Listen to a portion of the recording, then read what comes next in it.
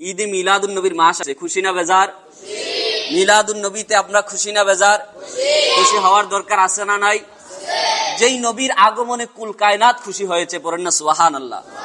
আমার আলা হযরত ইশকে মোহাব্বত পারবনায়ে শাম্মে রসালাত ताजुश शरिया बोलें जिनकी ताजीम के लिए खुद मेहराबे काबा झुकेगा, पढ़ें ना सुबहान अल्लाह। जाके सजदा करार जन्नो আল্লাহর হাবিব হুজুরে কায়নাত সাল্লাল্লাহু তাআলা আলাইহি ওয়াসাল্লাম যখন ওই মক্কার মধ্যে, মক্কা যখন বাক্কা ছিল, হুজুর যখন মক্কা নগরীর মধ্যে তাশরিফ আনলেন, মা আমেনার রহম থেকে যখন হুজুর দুনিয়ার মধ্যে কদম মুবারক রাখলেন, আলা হযরত বলেন ওই দিন গাছ আমার নবীকে সাজদা দিয়েছে, ওই দিন আল্লাহর আসমান আমার নবীকে সাজদা দিয়েছে, ওই দিন আল্লাহর আরশ আমার নবীকে সাজদা দিয়েছে, ওই দিন আল্লাহর কুরসি আমার নবীকে সাজদা দিয়েছে। আল্লাহর সৃষ্টির মধ্যে, রবুবিয়াতের মধ্যে, যত কুল কায়নাতের মধ্যে যত মাখলুক রয়েছে, যত সৃষ্টি রয়েছে, সব কিছু আমার নবীকে তাজিম করেছে, পড়েন না সুবহানাল্লাহ।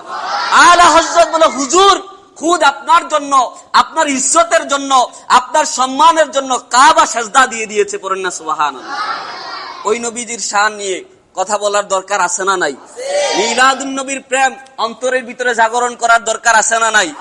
মিলাদুন নবীকে বুঝার, মানার দরকার আছে না নাই?